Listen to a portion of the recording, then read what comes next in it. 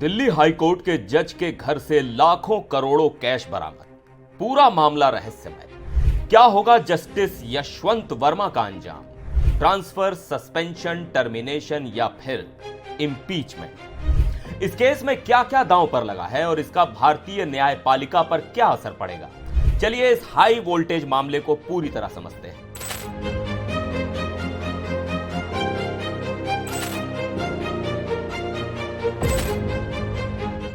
नमस्कार, मैं हूं सिद्धार्थ प्रकाश। एक जज, एक न्यायाधीश जिसका काम है न्याय की कुर्सी पर बैठकर सच्चाई को सामने लाना।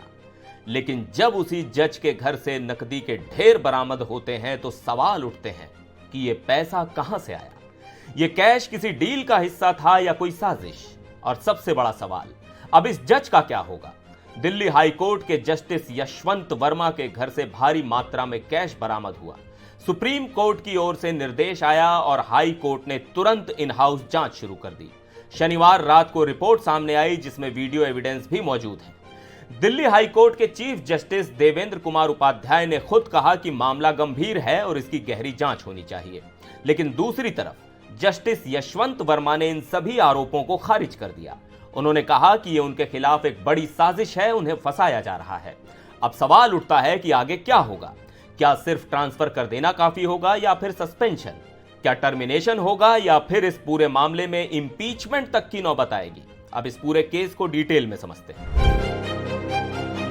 अब सबसे बड़ा सवाल, अगर यह मामला इतना बड़ा और गंभीर था तो फिर दिल्ली पुलिस ने क्राइम सीन को सील क्यों नहीं किया? सुप्रीम कोर्ट के पूर्व जज एसएन ढींगरा ने इस पर सख्त सवाल उठाए हैं। उन्होंने कहा कि जब इतने बड़े आरोप लगे हैं तो सबसे पहले उस जगह को सील किया जाना चाहिए था। सबूतों से छेड़छाड़ की पूरी संभावना है। यानी अगर क्राइम सीन सील नहीं हुआ तो क्या इस जांच में कुछ ठोस निकल पाएगा?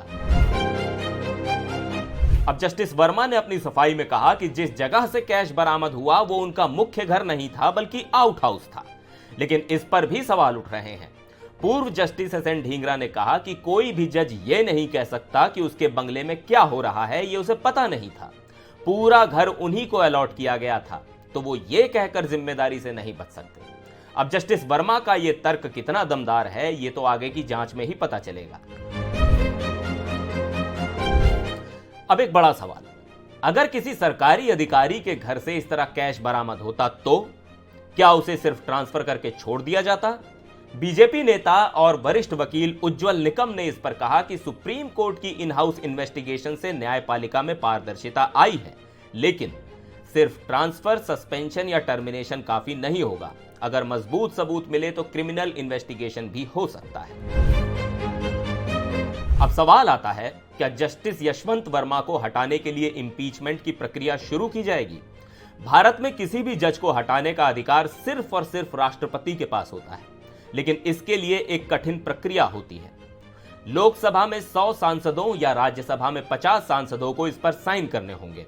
इसके बाद स्पीकर या चेयरमैन इसे मंजूरी देंगे।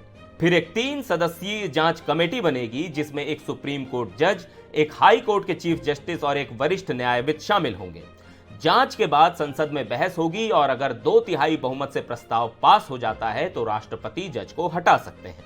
लेकिन ध्यान दीजिए, भारत के इतिहास में अभी तक किसी भी जज के खिलाफ महाभियोग की प्रक्रिया पूरी नहीं हुई है। तो क्या यह पहला मामला बनेगा? फिलहाल सुप्रीम कोर्ट की रिपोर्ट में यह साफ लिखा गया है कि जांच गहराई से होनी चाहिए। अब आगे क्या होगा? क्या जस्टिस वर्मा बच पाएंगे या फिर इस मामले में इतिहास रचा जाएगा और कोई बड़ा फैसला आएगा? इस पूरे मामले पर आपकी क्या राय है? कमेंट में जरूर बताइए। अगर आपको ये वीडियो पसंद आया हो तो लाइक, शेयर और सब्सक्राइब करना ना भूलें। फिर मिलेंगे एक और वीडियो में, तब तक के लिए नमस्कार।